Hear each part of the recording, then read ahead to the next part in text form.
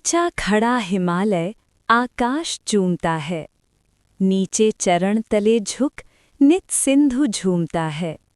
गंगा यमुना त्रिवेणी नदियां लहर रही हैं, जगमग छटा निराली पग पग छहर रही हैं। वो पुण्य भूमि मेरी, वो स्वर्ण भूमि मेरी, वो जन्म भूमि मेरी, वो मातृभूमि मेरी। झरने अनेक झरते जिसकी पहाड़ियों में, चिड़ियाँ चहक रही हैं मस्त झाड़ियों में। अमराइयाँ घनी है, कोयल पुकारती है, बहती मलय पवन है, तन मन संवारती है। वो धर्म भूमि मेरी, वो कर्म भूमि मेरी, वो जन्म भूमि मेरी, वो मातृभूमि मेरी। जन्मे जहाँ थे रघुपति, जनी जहाँ थी सीता, श्री कृष्ण ने सुनाई वंशी पुनीत गीता। गौतम ने जन्म लेकर जिसका सुयश बढ़ाया, जग को दया सिखाई, जग को दिया दिखाया।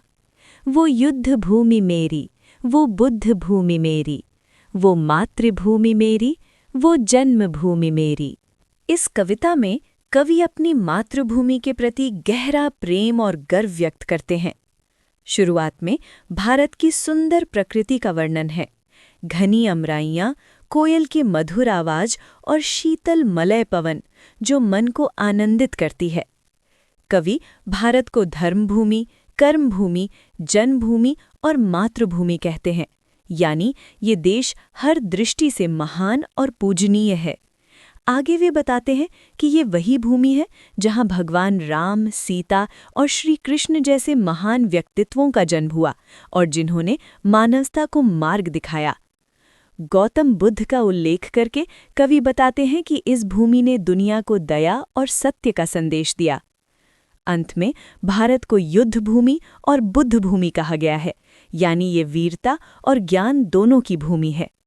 ये कविता हमें अपनी मातृभूमि पर गर्व करने, उसके इतिहास, संस्कृति और महान परंपराओं का सम्मान करने की प्रेरणा देती है।